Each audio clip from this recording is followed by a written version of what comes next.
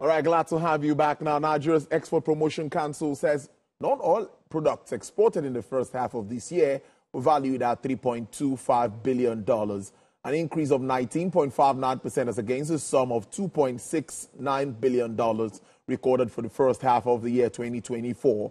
Now, the volume also increased to 4.04 million metric tons compared to 3.83 million metric tons for the same period of 2024. My colleague Ulomo Ayemibo brought back this report. From cocoa beans to fertilizer and cashew nuts, Nigeria's export basket is making waves globally. Between January and April 2025 alone, the Nigerian Export Promotion Council recorded exports valued at $3.225 billion, with the range of exported products rising from 202 in 2024 to 236 this year. The Council's Managing Director, Nonye Ayeni, says the surge is driven by strong international demand for Nigerian goods. The significant increase in global demand for Nigerian products across the globe, including African countries, this increased the value of key Nigerian products and commodities such as cocoa, sesame, cashew. The growth in value-added products and exports improved earnings and more exporters imbibing the culture of value addition to their products. Among the top 20 export companies, Indorama LMF Fertilizer and Chemical Limited, as well as Starlink Global and Ideal Limited, held on to the first and second place, with 11.92% and 8.82% respectively, while Dangote Fertilizer Limited came third with 6.39%. Nigeria also shipped 488 million metric tons of products worth $83.538 million to 21 African countries outside ECOWAS. Beyond the continent, the Netherlands topped the list of destinations for non-oil exports with 18.64%, followed by the United States at 8.42% and India at 8.36%. It also lends credence to the fact that Nigeria, the African Continental Free Trade Area, AFCA, holds the key to intra-African trade. From building capacity to supporting MSMEs and shaping policies that boost trade, the NEPC says it remains committed to driving export growth and keeping Nigeria's goods in high demand worldwide. Ulomo Ayemibo, TVC News, Abuja. All right, then I have with me a trade finance expert who is a lead consultant, 3T Impex Consulting, Dr. Bamidele Ayemibo. Doc, it's good to see you today. Thank you so much, as always, for your time on the show. Thank you for having me. How are you today? Well, I'm great. Good news. From $2.69 billion in 2024, we're doing $3.225 billion for just non-oil exports, a push of about 19.59%. I see the smile already in your face. But how did we get here? What's playing out there? All right. I mean, kudos to NEPC and the good work being done. I think effort being made, and we're seeing the results. Particularly, of course, there's still more work to be done, which I will talk about in the course of the conversation. But I mean, last year also, the major contributor were cocoa and fertilizer, and that's exactly also what we are seeing today. And Dangote coming on stream is contributing significantly to that. And petrochemical, and of course, Starlink on the cocoa side because of the price of cocoa going up. Although it has come down a little, but cocoa is still a major contributor to non-oil export from Nigeria. Good news, at least, because we really need to ramp up the volume of non-oil exports. So hearing the kind of news from NEPC is it's sharing news, actually. Thank you. Increased demand and growth in value-added products is something that comes to me also as a good one, because I'm one of those who's not advocating for moving just our products out of the country without adding a little bit of value to it. Seeing our goods on shelves everywhere across the world would definitely be my joy. So what do you make of the level of value addition and, of course, this increased demand that NEPC is talking about? We are not there yet for value addition. Recently the Ministry of no, the Raw Material Research Agency actually proposed a bill. I don't know if it's Senate or House of Rep. One of them have passed the bill, and they're waiting for the second House. And the goal is to minimize export of raw materials to increase value addition. Even though I feel that's not a good way to go about it, I feel the government incentivize the businesses. They are going to do it because if they know government is supporting, because there are issues with power, there are still issues with infrastructure, a number of things affecting manufacturing and production. So trying to force people to add value might not be a good way to go. But I understand it's well intended, but we're not there yet for value addition. And for what you can see that apart from fertilizer, majority of the other products are predominantly raw material, with cocoa leading the way. We have cashew, we have sesame, and a number of other agro commodities. We are growing in value addition, no doubt, and even in diversification, according to NEPC, I think from 202 to about 236 different products. So we definitely have a new product coming up, but in terms of value addition, we're not doing enough yet. Now, in that report, the ED of NEPC is talking about the AFCFTA, where she says that has facilitated more market access and, of course, broader market coverage for us as Nigerians. But there is still that argument that we are not there yet. This market is big, talking about billions, more than a billion population and GDP of, trillions of US dollars. Where do we go from here? How do we harness these opportunities, even considering some African countries that have their own internal challenges?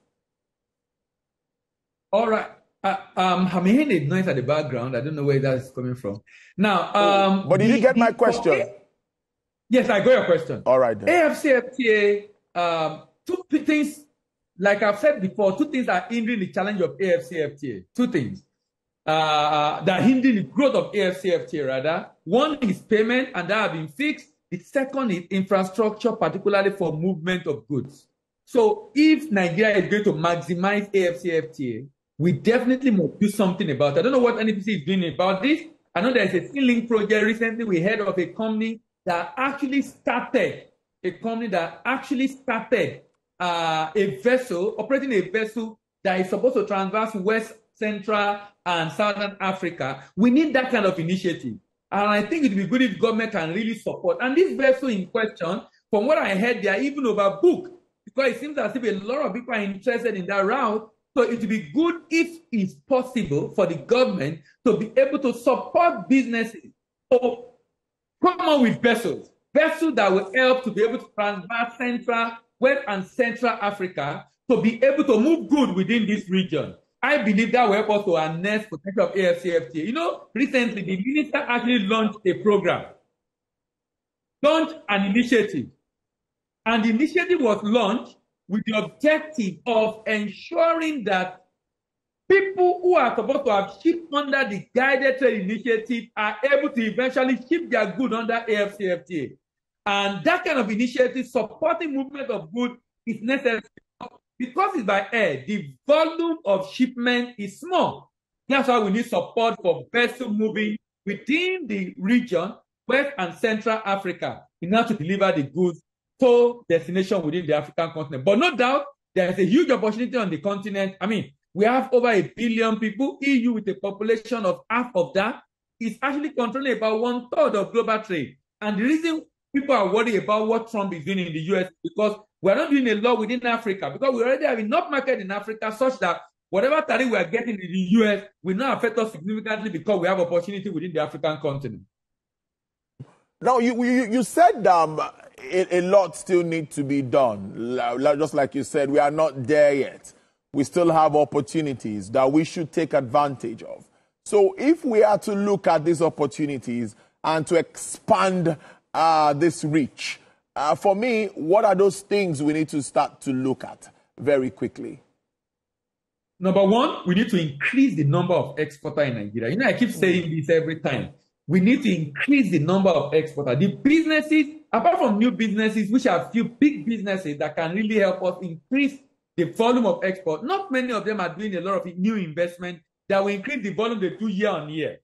If you go and check, apart from Dangote that is coming up, if you go and check most of the major exporters, compare what they did a year before and now, maybe 10-15% increase. Not a very significant increase in the volume, if at all there is an increase. Now, what we need to do is to increase the number of exporters in Nigeria. When we are able to increase the number of businesses exporting, we will indirectly increase the volume of export. So the challenge of export readiness needs to be dealt with, and the government is doing something about that. Number two, we need to increase funding to that space. The last time I mentioned, and I'm not sure that has been done, the fact that Nexim is the major financier of non-oil export in Nigeria. And as at the last time, their board was not yet constituted. Why? Because of the political political appointment. There are statutory board members, but the people that will need to be appointed by government to join that have not been appointed. And that's a challenge. And that's limiting how much they can do, even though the head of the agency has found a way of creatively getting a way around that from the minister. But then they need more funding. More funding. How do we say we want to grow non-oil export? And I was at an event, and one of the experts was saying, how can the highest obligor limit, single obligor limit of Nexim to an exporter is 5 billion. If an exporter needs 30, 40, 50 billion, Nexim cannot give that kind of money. Why? Because they also have how much they have. I mean, they're looking at the capital they have and how much they need to give out, and the exposure they are limiting their exposure to individual per time. Now, they need more money. So CBN, who is a major shareholder in this organization, need to support with more funds from Nexim Bank. In addition, because of what is happening, the changing landscape of trade around the world, US is a major buyer of our product. US has increased our tariff to 15%. We need a new market. And if we are going to increase our risk appetite to new market with funding from banks and even from Nexim, we need export credit insurance.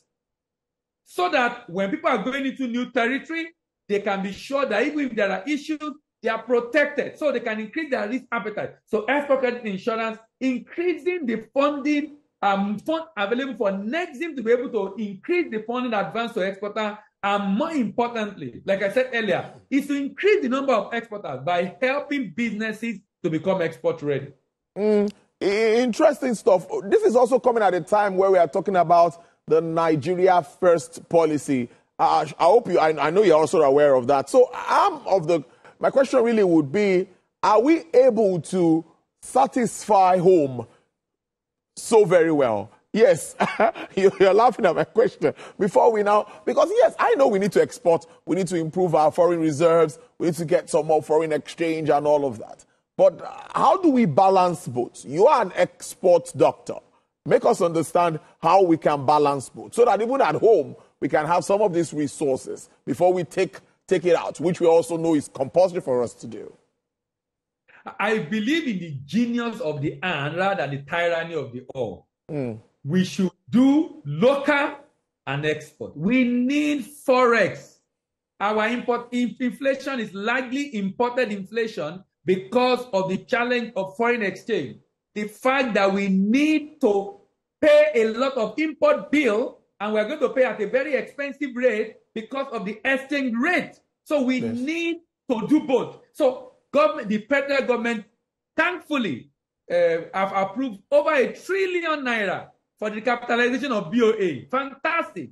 Can we now decide on the area we want to focus on in terms of the agricultural commodity that will help us with the weightlifting of generating forex and produce them massively, and have that arrangement with rich nations like China to buy some of this commodity from us so that we can increase the volume of export we are doing. And a good product that can fit this bill is a product like soya beans, for example. So we must increase the volume of trade, and we need to satisfy local demand. So we should not sacrifice local demand for export. We need both of them. So in my opinion is, whatever we need to do to increase volume of production so that we can meet both demand, we need to do it at this time. So we need to take advantage of both. That's what you're talking about. So let's do a projection. If it's not business as usual, things are done correctly, more exporters come into the market, what do you think will be the outlook for our non-oil market, particularly at this time where government's steady on diversifying? Yeah, no, man. With what we've seen with this data, $3.2 billion. Yes, please. Yes. With time, if multiplied by time, so that's 6.4. That would be great because last year was about 5.2 or 5.4. That would be great. And quite frankly, I think we might be able to achieve that because, we are entering into the season. The agro commodity have been harvested. So last quarter of the year and first quarter of the year are typically a very good time for export, particularly of agro commodity, because that's when the season is coming. So I foresee a situation where we might be hitting about probably $6 to $7 billion this year. And by the way, it's also important to know that data is not the real figure.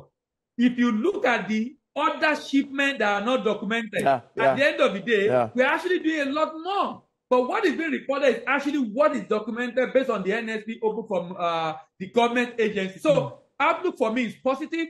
That the fact that we might be able to hitting about $7 billion non-oil export this year, which I think would be a good news for the NEPC and for Nigeria, of course.